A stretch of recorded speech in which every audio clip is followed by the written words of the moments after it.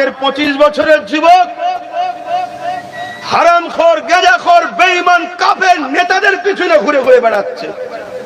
তাহলে এই জাত ধ্বংস হবে না তো কারা হবে? আমাদের 30 বছরের যুবক ফ্যাশনে গিয়ে চরিত্রহীন নারীর নাচ দেখে বেড়াচ্ছে। আমাদের 35 বছরের যুবক আমাদের উপরে তীর ছুটতে লাগলো, তরবারের আঘাত দিবার জন্য আগে আসতে লাগলো। অনেক বড় কথা মূল জায়গাটা বলতে লেগেছে। নবী আমার দোয়া করতে লেগেছেন, আল্লাহ সবে 313 জন রয়েছে এই বিশাল কাফিলার মোকাবেলা। এই 313 জন, তার মানে এক একজনের উপরে 3 জন 4 জন করে পড়বে। আল্লাহ আপনার সাহায্য ছাড়া হবে না। এই যুবকেরা তরুণেরা বেড়া লড়াই বিশাল লেগে গেল। এই যুবকেরা তরুণেরা জান বাঁচানো ফরজ। এই লড়াই হতে হতে হতে হতে দেখা যায় 313 জনের হাতে এমন করে 1000-এর উপরে সুসজ্জিত যোদ্ধা যারা ছিল, তারা পরাজিত শুধু হয়নি, পালাবার রাস্তাও খুঁজে পায়নি। আরো জোরে বলুন সুবহান। অস্ত্র জোরে জিতেছে, লোক সংখ্যা বেশি ছিল। এটা সরাসরি দেন, গায়ে বডি বিল্ডার ছিল নাকি? কিসের জোরে জিতেছে? ঈমান, ঈমান, ঈমান। কেন নবী বলেছেন হকের পক্ষে দাঁড়ালে মৃত্যুর আগে আল্লাহর জান্নাতটা দেখতে পেয়ে যাবে। তারা আল্লাহর উপরে ভরসা করে জানের মায়া করেনি, পরিবার বাচ্চার মায়া করেনি। এই যুবকেরা হকের পক্ষে দাঁড়াতে হবে, এটাই ছিল তাদের নেশা। হকের পক্ষে থাকলে কামিয়াবি হওয়া যাবে। এই জন্য আল্লাহ তাদের এই ঈমান ভালোবাসার জোরে তাদেরকে কামিয়াবি বিজয় আল্লাহ দিয়েছে।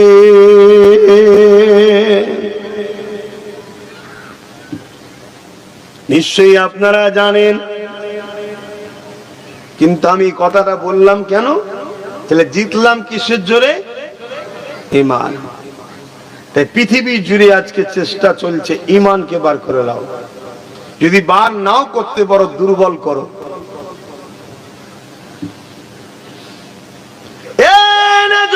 তরুণেরা, তাই একটাই মেসেজ দিয়ে যাচ্ছি, আল্লাহ নবীকে মহব্বত করেন, আল্লাহ নবীকে পিয়ার করেন, নবী পাকের সঙ্গে আদব ও ভালোবাসার সম্পর্ক জোরেন। দেখবেন কোথা থেকে আল্লাহ আপনাকে সাহায্য করবে আপনি নিজেও ভাবতে পারবেন না। হাজারো তো চেষ্টা করলেন, কখনো এর ঝুলিতে গিয়ে বাঁচতে পারলেন না, কখনো ওর ঝুলিতে গিয়ে বাঁচতে পারছেন না, কখনো ওর ঝুলিতে গিয়ে বাঁচতে পারছেন না। এক কথাই মনে রাখবেন, যারই ঝুলিতে যান না কেন সেই আপনাকে লুটার জন্য ঘুরে বেড়ায়। আপনি দুনিয়ার সবাইকে ছেড়ে দিয়ে আমার নূর নবীর কদমে আসো, আমার নবীকে পেয়ার করো, আল্লাহ আপনার দোয়া কবুল করতে দেরি করবে না। এই যুবকেরা, তরুণেরা, নিশ্চয়ই আপনারা জানেন মসজিদে আকসা নিয়ে আর পৃথিবী জুড়ে নতুন করে বলার কিছু নাই। তারপরও স্মরণ করিয়ে দিই, এই মসজিদে আকসা নিয়ে পৃথিবী জুড়ে আবার হই হই হতে লেগেছে।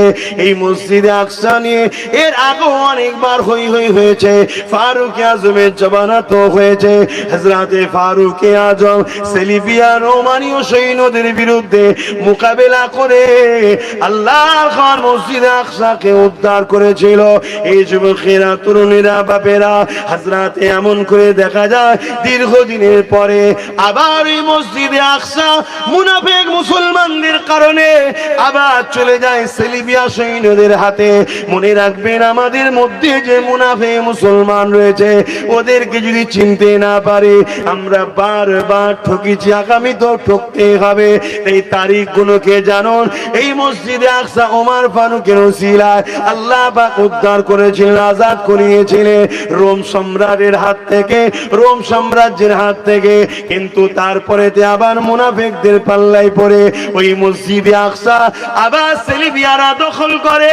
এই যুবকেরা, তরুণীরা, বাপেরা, এই জমির উপরে একটা মার একটা বাপ, তাদের নিকাহ হলো। নিকাহ হওয়ার পরে একটা সন্তান হলো, যার নাম হলো হযরতে সালাউদ্দিন আইবি। তিনি যখন 9 বছর বয়স ছিলেন, এই যুবকেরা বাজারে গিয়েছে নিজের চাচার সাথে। বাজারে যাবার পরে মসজিদের মেহরাব কেনার জন্য গেছে। ওই মেহরাব কিনতে গিয়ে একটা সুন্দর মেহরাব পছন্দ হয়েছে। চাচাকে বলতে লেগেছে, চাচা যান, ওই মেহরাবটা আপনি কেনেন, আমাদের মসজিদে লাগাবো। দোকানদার বলতে লেগেছে, এ বাবা বালক ছেলে, ওই মেহরাবটা বিক্রি নয়, ওই মেহরাবটা আমি গিফট করব। তাকে কাকে গিফট করবে? যে কিনা ওই মেহরাবটা মসজিদ আকসায় লাগাতে পারবে।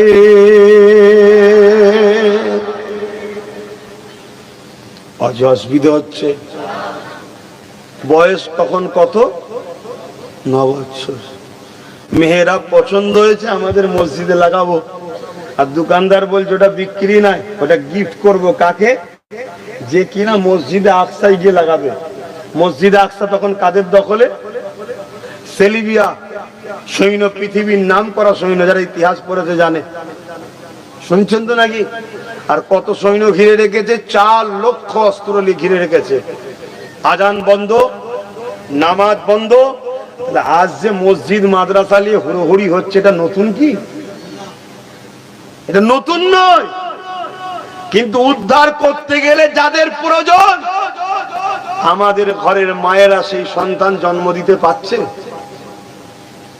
কথা বলছে না তো। কি করে পারবে? ফ্রিতে আপনি ভিক্ষা খাচ্ছেন, সালাউদ্দিন আইবি হয়? আর কথা মাথায় ঢুকছে না? ঢোকে না। এটা প্ল্যান। 100 বছর ধরে প্ল্যান হচ্ছে। আজকে যে দিনগুলো ঘটছে, 100 বছর ধরে প্ল্যান চলছে। আমি তো কখনো কখনো ভাবি না, আর এদেরকে বলে লাভ নেই, জাগিয়ে লাভ নেই। যা বলার তো বলে দিচ্ছি 3-4 বছর আগে ধরে। বলেছি না? বলিনি? কিন্তু আবার কোন জায়গায় যেন ঈমান বলছে তুমি তোমার ডিউটি পালন করো। তাই ডিউটি পালন করছি। 9 বছরের বাচ্চার সামনে যখন বলা হচ্ছে এটা মসজিদে আকসায় যে লাগাবে, আমি তাকে গিফট করব। মসজিদে আকসা 4 লক্ষ অস্ত্রধারী সেলিবিয়া সৈন্যরা ঘিরে রেখেছে। 9 বছরের বালক জবাব দিচ্ছে দোকানদারকে, ইনশাআল্লাহ আপনি রেখে দিন, খুব শিগগিরই মসজিদে আকসাতে এটা আমি গিয়ে লাগাবো। বলতে পারলেন না? এই জোরে বলুন না সুবহানাল্লাহ, জোরে বলুন না নারী দিবে। আর আমাদের 25 বছরের যুবক হারামখোর, গেজাখোর, বেঈমান, কাফের নেতাদের পিছনে ঘুরে ঘুরে বেড়াচ্ছে। তাহলে এই জাত ধ্বংস হবে না তো কারা হবে? আমাদের 30 বছরের যুবক ফ্যাশনে গিয়ে চরিত্রহীন নারীর নাচ দেখে বেড়াচ্ছে। আমাদের 35 বছরের যুবক ঘরে বিবি থাকার পরেও সে এখন অন্য জায়গায় যে হই হই করে বেড়াচ্ছে। তাহলে আমার খোদার ঘর বেইজ্জতি হবে, আমার মাদ্রাসা বেইজ্জতি হবে, এটা তো স্বাভাবিক। কষ্ট হলো, কষ্ট হলো, হ্যাঁ কি না বলো? 350 কিলোমিটার দূরে এসে কথা বলছি, কেউ যে আমার পক্ষে আছে কোনো গ্যারান্টি নেই। তারপর এত সাহস নিয়ে কেন কথা বলছি বুঝতে পারছেন না? ঈমান আছে, ঈমান আছে।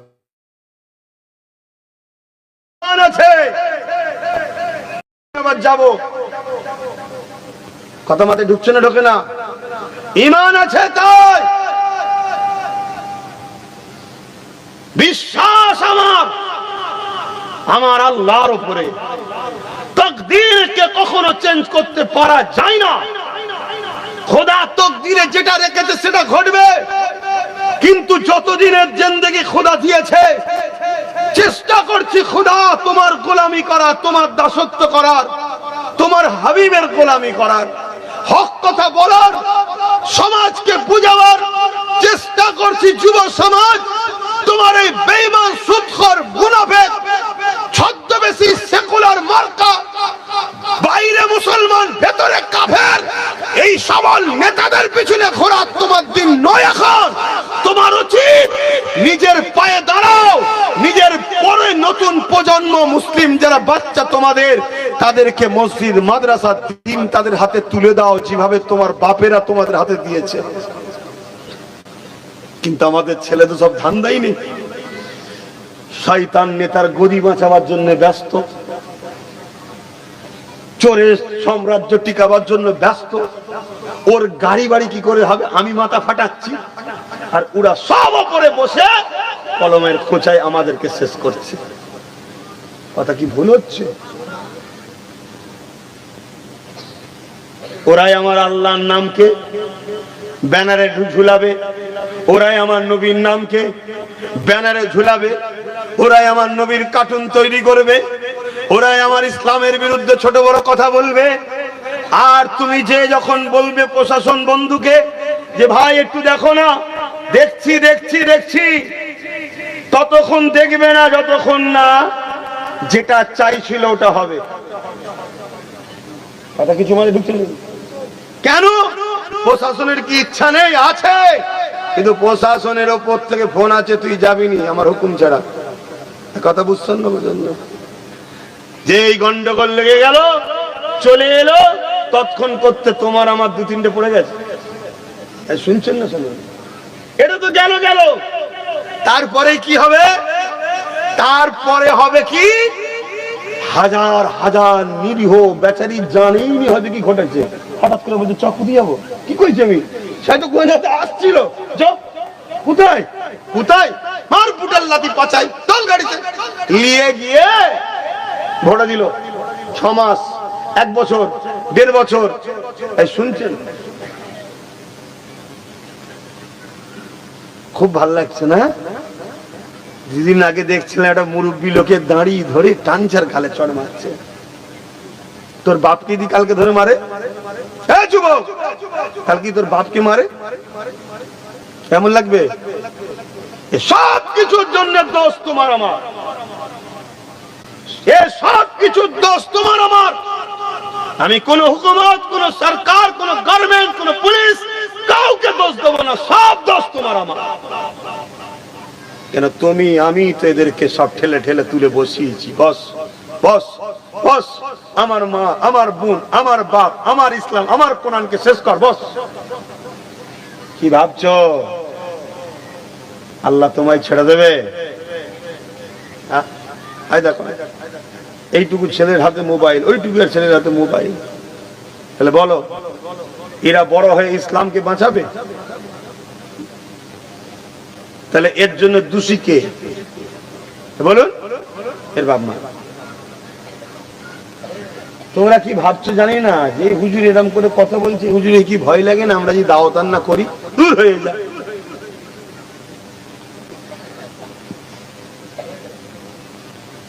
500-র উপরে জলসা এই সরকারের প্রচেষ্টায় আমার বন্ধ করে দিচ্ছে। কত বলুন বলুন? 500-র উপরে। কিন্তু আপনাকে আর একটা কথা না শোনালে তো আল্লাহ নারাজ হবে। 5000 জায়গার রাস্তা আল্লাহ খুলে দিয়েছে। কি বুঝলেন? জালিম যদি একটা রাস্তা বন্ধ করে আল্লাহ 1000টা খুলতে পারে। জোরে বলুন সুবহানাল্লাহ।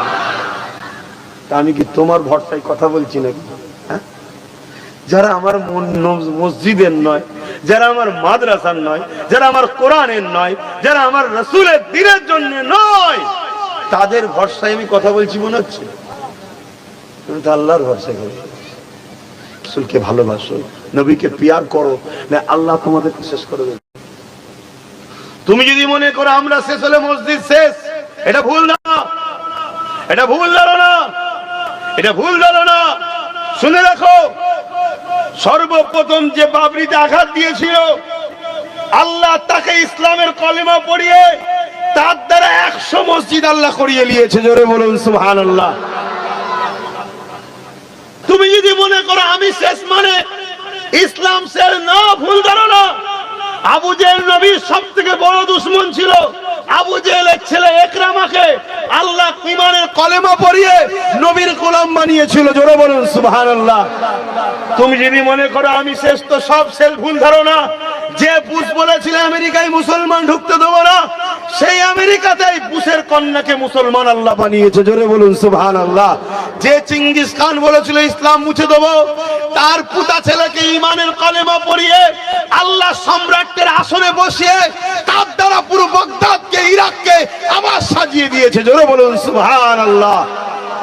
তুমি আমি যদি এই নিয়ামতের কদর না করতে পারি, মসজিদ, মাদ্রাসা, কোরআন, রাসূল, দ্বীন ইসলামের, আল্লাহ তোমার আমার থেকে কেড়ে নিয়ে তোমাকে আমাকে শেষ করে অন্য ধর্মের ঘরের ছেলেদেরকে মুসলমান করিয়ে তাদের হাতে দায়িত্ব দেবে। তোরা দেখ, কিছু বুঝছো? তাহলে বলো, পরিবর্তন হও, পরিবর্তন হও,